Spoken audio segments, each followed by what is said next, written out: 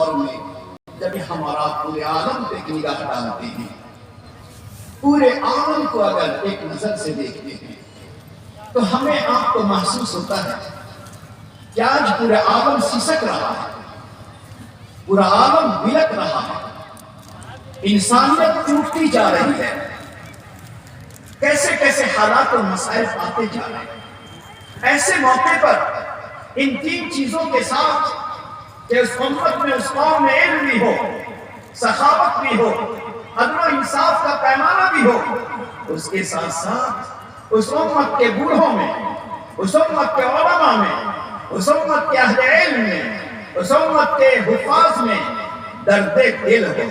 ایک دل ایسا ہو، ایسے دل رکھنے والے جس دل کے اندر پوری امت کے لیے درد ہو، ایک سوز ہو، ایک تڑپ ہو، ایک کرب ہو کہ اللہ اس پوری امت پر، انسانیت پر، آسمان کے نیچے زمین پر یہ کیا مسائل، یہ کیا مشکلات ہیں، تو ایسا درد دل رکھنے والا، ایسا سوز رکھنے والا، ایسا کرب رکھنے والا، آنسو بہانے والا، خدا کے سامنے ہاتھ اٹھانے والا، خدا کے سامنے آنچل اٹھانے والی ماں بہنیں موجود ہوں کہ ماں بہنیں اپنے گھر کے کونے میں آنچل اٹھا کر اللہ کے بندے خدا کے گھر میں بیٹھ کر، اللہ کے بندے دعوت کے راستے میں جا کر، اللہ کے بندے مدرسوں کے مسجدوں میں بیٹھ کر امت کے خاطر، امت کے جوانوں کے لیے، امت کی ماؤں کے لیے، امت کی بیٹیوں کے لیے، امت کی نئی نسلوں کے لیے، امت کے معصوم بچوں کے لیے اللہ کے سامنے آنسو کے قطرے بہانے والے ہوں،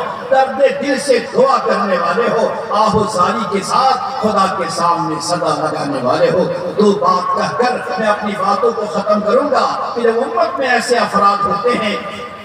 ماں اور بہنوں میں ایسے عورتیں ہوتی ہیں اور جوانوں میں ایسے لوگ ہوتے ہیں جس کا درد، جس کے دل میں ایک درد امت کے واسطے ہو رہا ہو، آنسو بہتے ہوں، تو اللہ کس طرح مصیبتوں سے نجات عطا فرماتے ہیں۔ غور سے سنیے گا، شبلی رحمت اللہ علیہ بغداد میں رہتے تھے اور وہاں کا ماحول بگڑتا چلا گیا، ماحول وہاں کا بگڑتا چلا گیا، رسم و رواج بڑھتا چلا گیا، علم کا سلسلہ کم ہونے لگا، شادی بیاہ کے انداز بدلنے لگے، تو شبلی رحمت اللہ علیہ نے ارادہ کیا کہ میں بغداد سے نکل کر چلا جاؤں، کیوں ہو سکتا ہے یہاں اللہ کا عذاب آئے،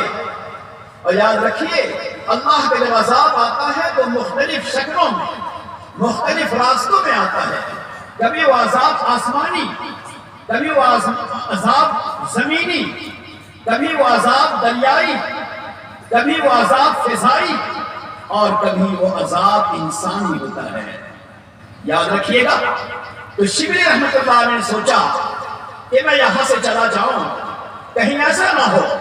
کہ گناہوں کی بنا پر، رسم و رواج کی بنا پر، دین سے دوری کی بنا پر یہاں عذاب آئے اور میں بھی اس عذاب کے لپیٹ میں آ جاؤں۔ شبلی رحمت اللہ علیہ نے ارادہ کر لیا کہ میں یہاں سے چلا جاؤں۔ ایک بہت بڑے محدث گزرے ہیں، ابو حازم انصاری رحمت اللہ علیہ، بڑے محدث بھی ہیں اور صاحب دل بھی ہیں، ان کا انتقال ہو چکا تھا۔ وہ خواب میں نظر آئے شبلی رحمت اللہ علیہ کے، اور خواب میں پوچھا شبلی کیا ارادہ؟ انہوں نے کہا میں یہاں سے چھوڑ کے جانے والا ہوں، میں یہاں سے چھوڑ کے جانے والا ہوں۔ سنیے، ابو حازم نے فرمایا اگر تم اس ڈر سے جانا چاہتے ہو کہ یہاں اللہ کا عذاب آئے گا تو اپنے جانے کے ارادے کو چھوڑ دو۔ پھر فرمایا جب تک تم اس سرزمین پر رہو گے، اے شبلی جب تک تم اس سرزمین پر تم یہاں پہ رہو گے، اس وقت تک اللہ کی طرف سے عذاب نہیں آئے گا، پروردگار کی طرف سے عذاب نہیں آئے گا، تم جب تک یہاں ہو انشاءاللہ اللہ کا عذاب نہیں آئے گا۔ شبلی رحمت اللہ علیہ نے پوچھا آپ ایسا کیسے کہتے ہیں؟ انہوں نے فرمایا میں اس لیے کہتا ہوں کہ تم تنہائی میں اپنے ساتھ ساتھ اپنے تمام علماء کرام کو جو مجھ سے محبت رکھتے ہیں اور تمام علماء کرام ہمارے اور آپ کے لیے سر کے تاج کی طرح ہیں، ان کو محبت سے دیکھنا بھی فائدہ سے خالی نہیں۔ ایسے علماء کرام سے کہنا چاہتا ہوں، شبلی رحمت اللہ علیہ سے ابو حازم نے کہا، اے شبلی جب تک تم اس سرزمین پہ رہو گے عذاب نہیں آ سکتا، وجہ یہ ہے کہ تم تنہائی میں بیٹھ کر جس درد کے ساتھ، جس سوز کے ساتھ، جس تڑپ کے ساتھ، جس آنکھوں کے آنسو کے ساتھ، جس تڑپتے ہوئے دل کے ساتھ، جس لرزتی ہوئی آواز کے ساتھ اللہ اللہ پکارتے ہو، اللہ کا ذکر کرتے ہو، اس ذکر کی برکت سے، اس سوز کی برکت سے، اس آہ کی برکت سے، اس درد کی برکت سے، اس آنسو کی برکت سے یہاں پہ عذاب نہیں آ سکتا ہے۔ عذاب تب رہے گا، عذاب نہیں آ سکتا جب تک یہ سلسلہ باقی رہے گا۔ میرے ساتھیوں، میری ماں بہنیں، میرے سامنے بیٹھے ہوئے جوانوں اور میرے ساتھ بیٹھے ہوئے معزز علماء کرام، میں آپ تمام سے کہنا چاہتا ہوں کہ دنیا پر ایک نگاہ ڈالیے اور دنیا میں ہونے والے حالات کو اپنی نگاہوں میں رکھیے اور پھر سوچئے کہ کم سے کم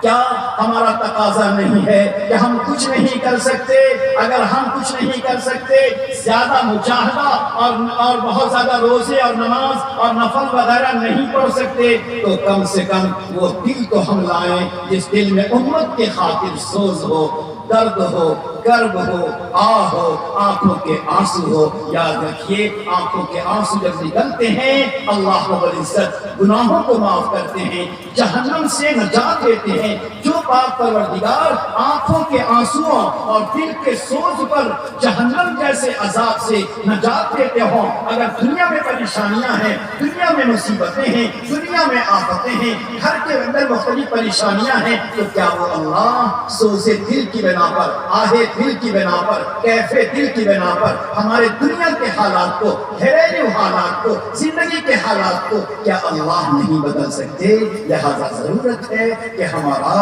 اپنے دل سے، اپنی تنہائیوں میں اللہ سے دعا کریں۔ میں تمام ساتھیوں سے کہوں گا کہ اس طرح بیٹھیے